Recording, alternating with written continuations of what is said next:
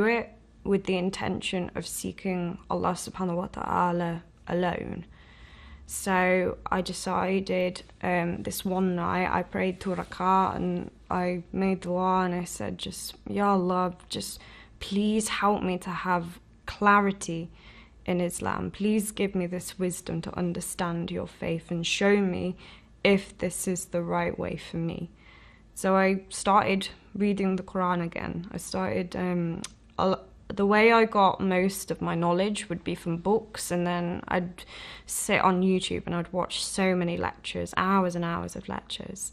And at this time, I was still Sunni, because back from the time when I was with my fiancé, I met a few other Muslims. They were friends of his, and I'd mentioned Shia Islam to them, and their response was, don't learn about the Shias. They're disgusting. They're kafir. You know, they do this, they do that. You know, they put me off. So I wasn't even considering it. But this one day kind of, and I see it as a miracle now, I just sitting on YouTube watching lectures, I came across this one lecture, and from the start I noticed it was quite different from other lectures I'd been watching, because, you know, people were shouting salawat, and at the time I didn't know what salawat was and why they were doing it. And I quickly realised that actually this was a Shia lecture that I was watching. And part of me was just like, maybe I shouldn't be watching this. Maybe I should just switch it off. But out of kind of sheer curiosity, I decided to give it a chance, and I just sat and watched it.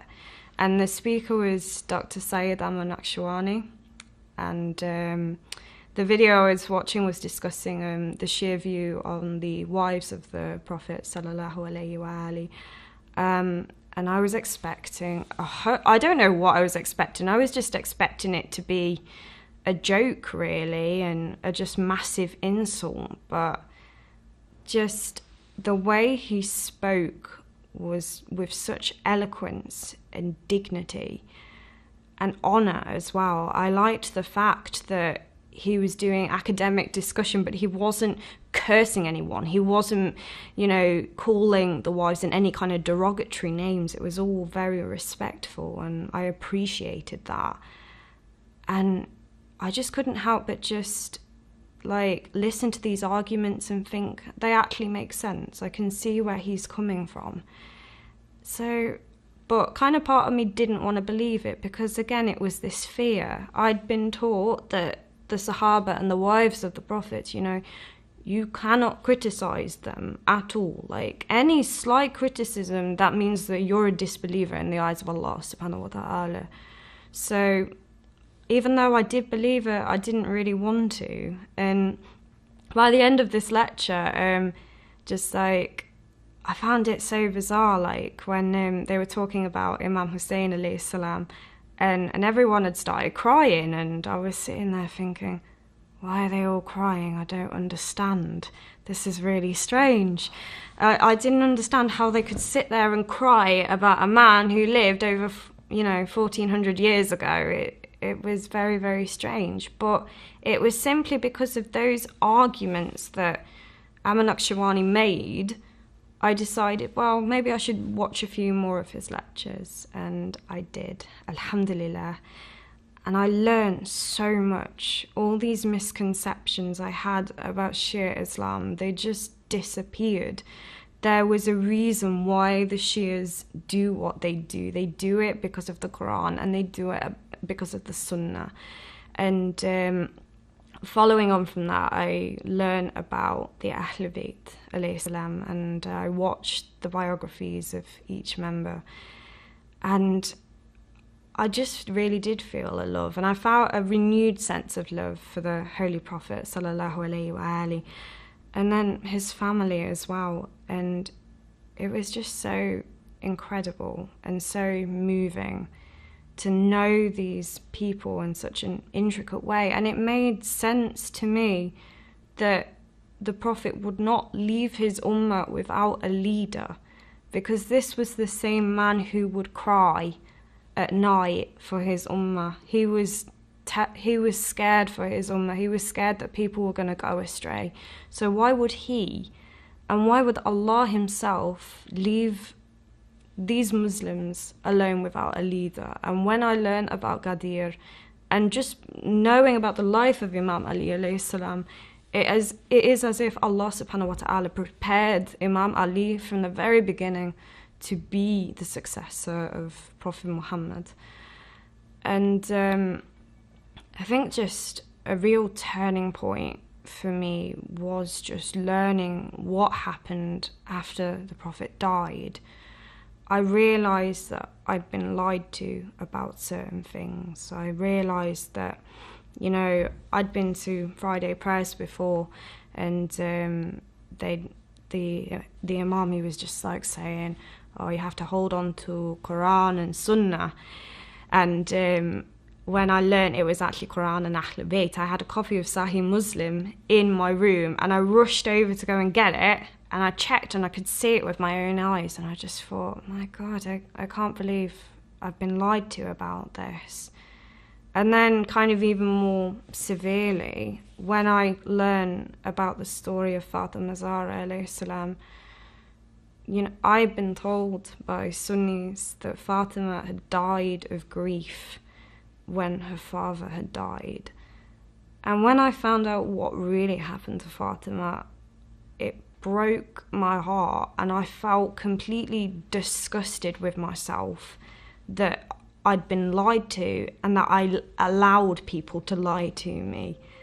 And it broke my heart in so many ways. And I think what resonated me with the story of the attack on Fatima's house was, you know, when her ribs were broken, I just imagined the agony that she would have gone through.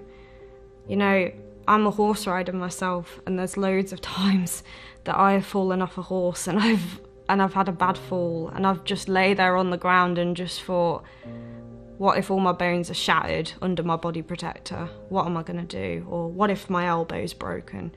You know, in this day and age, I could just go to A&E, but Fatima didn't even have that. And just the suffering that she had to go through, the beloved daughter of the Prophet, it really disgusted me that people were covering that up.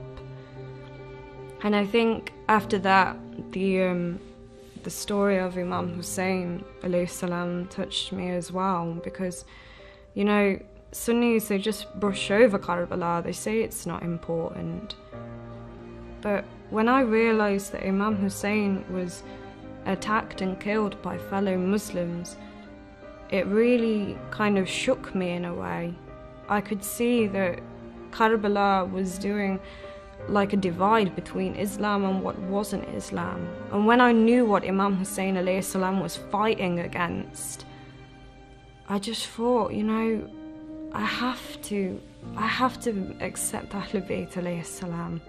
Of course I do. I can't turn away and say that I'm not on Imam Hussein alayhi salam's side, because if I do that, I would feel like that I would be betraying him. I feel like I'd be betraying my Prophet, and I would almost feel like I was on Yazid's side in a way.